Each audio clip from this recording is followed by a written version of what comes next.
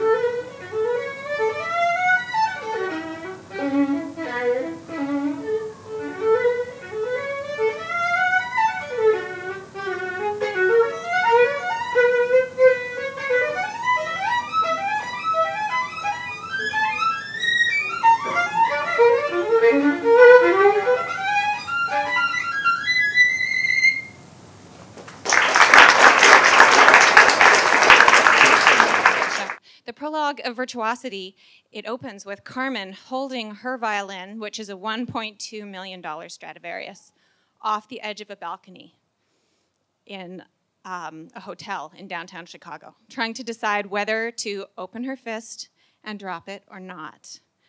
Now, I love my violin a lot. Not a $1.2 million Stradivarius, not at all. However, when I was 15 years old, I had a violin lesson with a teacher at my music academy who was not my normal teacher. He was visiting from another school. And after the end of the lesson went really well. He said, "Do you want to play my violin?" So I said, "Sure." But it's an unusual question. Violinists don't usually just like hand our violins around. But I said, "Yeah." And I played it for about 5 minutes. And it was amazing. Like, up close to my ear, it was just warm and rich and beautiful.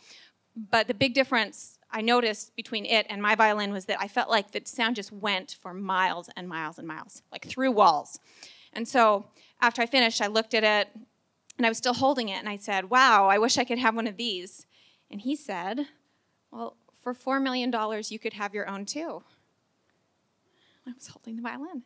And I thought, this man is an idiot, because I am a clumsy 15-year-old, and he doesn't even know that. And I mean, it was kind of like this. There were steps right in front of me, and I thought, what if, as I'm giving it back to him, I trip? What if I fall and break this violin? And I think that maybe that thought was almost like the kernel of that opening scene of Virtuosity, of the thought, what happens if somebody wants to break a violin? As a violinist, I can think of all sorts of reasons, times when I maybe wanted to smash a violin. And really, the book grew from there. Now, to talk a little bit about getting published, after I wrote Virtuosity, I sent it to a bunch of agents, or I didn't send it to a bunch of agents, I sent a letter to a bunch of agents asking if they would represent me, because I wanted to see it being made into a book. And I just got a whole bunch of rejections. And I thought, what? How could they be rejecting my book based on this one letter? And I went and looked back at my letter. It's called a query letter. And it was terrible. It was really bad. So I rewrote it, and I sent it to a couple more agents. And I got one that was interested. But she made me do a lot of revisions to my book. Unfortunately, I'm not one of those authors. I don't know if there are very many authors who just write a first draft that's awesome. It took a lot of drafts and a lot of editing of Virtuosity to get it to a point where it was good enough to get an agent. And then she found somebody who wanted to buy it, a publisher.